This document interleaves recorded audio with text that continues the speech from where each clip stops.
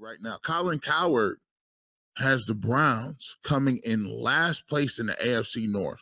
Now, listen, I'm not too salty about the fact that if you're going to pick a division where the Browns could come in last, it's no harm in saying that the AFC North is one of the best divisions in all of football. But I'm going to tell you like this. For him, the reasons he picked for them coming in last is out of pocket. Yours truly was on with Sports for CLE on Cleveland.com, and I was talking about Colin Cowherd and some of the really crazy stuff he has always to say about the Cleveland Browns. Check it out here. Baltimore was the best regular season team last year. Argument the best run team in football. I think they're going to be great again in the regular season.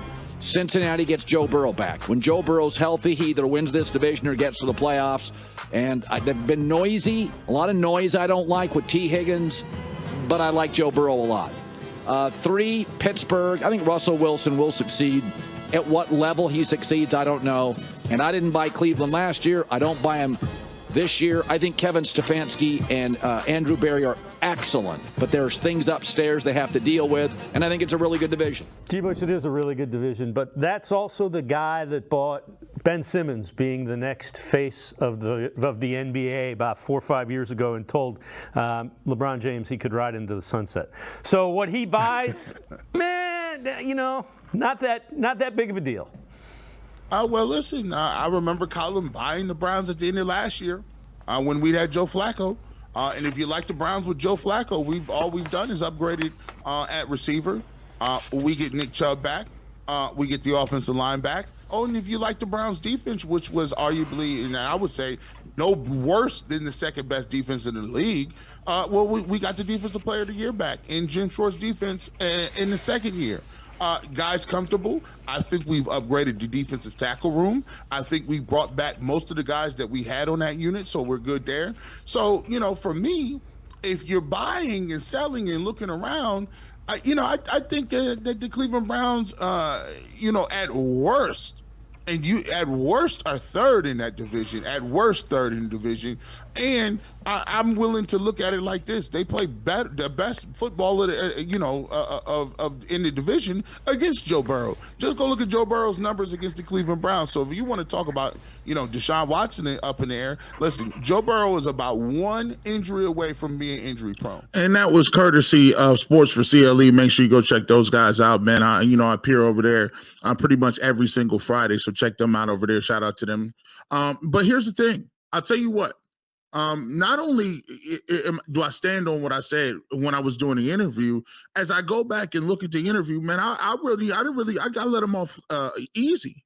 I mean, when you talk about it, when Joe Burrow is healthy and when, Joe Burrow is healthy, they either win the division or make the playoffs or go to the playoffs. I'm like, well, listen, yeah, but Joe Burrow has been injury prone is just as much as some of these other guys, especially even Deshaun Watson. So when you talk about, well, I don't like some of the noise I hear, you penalize for the Cleveland Browns because they have noise when it comes to Watson, or you throw vague things out to talk about the situation in the front office that they got to deal with.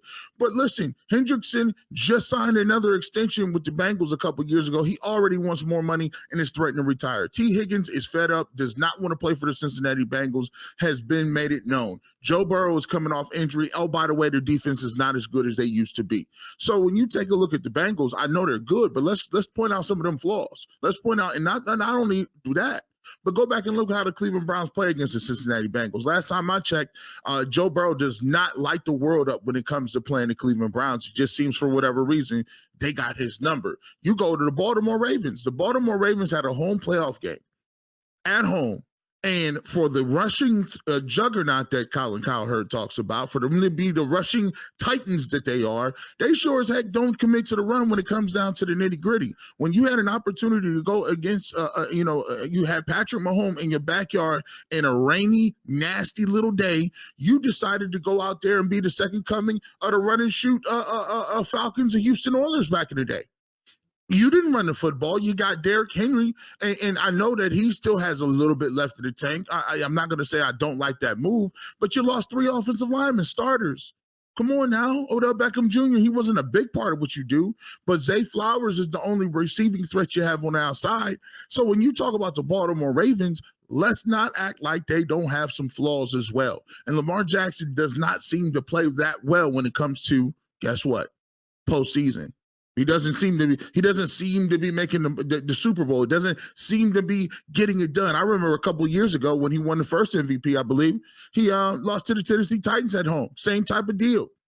So let's not act like the Baltimore Ravens are the creme de la creme when it comes to getting it done when it counts. And then I liked what the Steelers did. I think Russell Wilson is upgraded to quarterback position.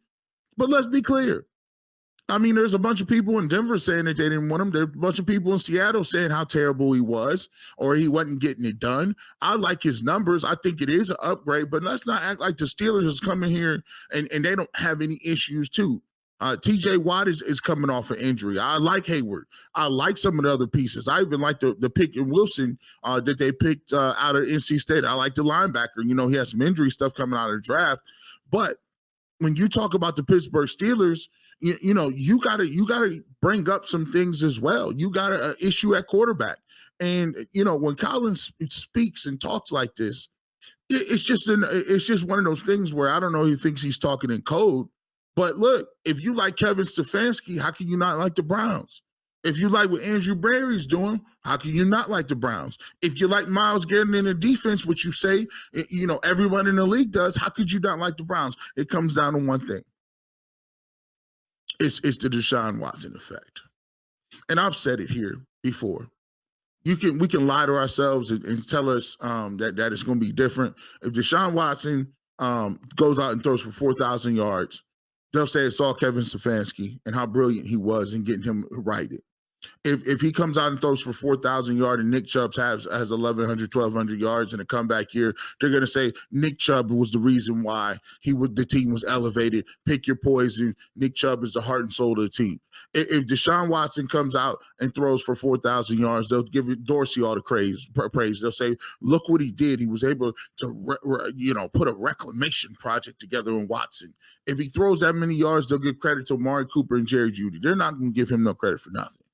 And to be truthful, I'm actually kind of excited about it because I really want them. I really like to see people move the goalposts because I got a feeling they're going to be moving the goalposts all year. It just is what it is. And I like to see people squirm. What are you going to do in these big national televised games when you got to flex the Browns and they out here winning and rolling up and putting up points in the air? And then all of a sudden, what are you going to say?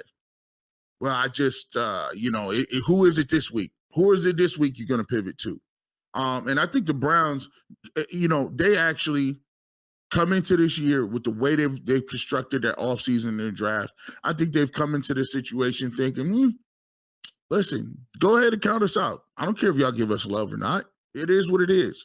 But it's just brazen at this point. Like, you need to just come out and release your list and say, I don't like Deshaun Watson. Cleveland's going 6-10. 6-11, whatever, how many games they play now. It's like odd number playoff games now. And I'm just like, man, you could come out and say the Browns going to win 7 games and be mediocre, right? But you're going to have a hard time doing that because the Browns have consistently upgraded at positions that are going to bolster what Deshaun Watson does. I know a lot of y'all was out there thinking that the Browns shouldn't, don't get a receiver and don't do this and don't do that. No, we're not dumb. Hey, I want you to bring Joe Flacco back so we can chant for him in the stands. Like, that's not going to happen. So there's a lot of people that be suggesting a lot of different things that just want to see your downfall. And at the end of the day, I'm cool with them not picking us to win nothing because you don't get no money for somebody picking you to be good. They pick the Packers every year.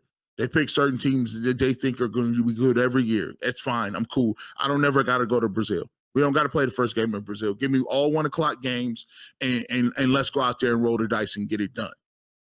But this notion that the Browns are somehow garbage is crazy. Last place, like.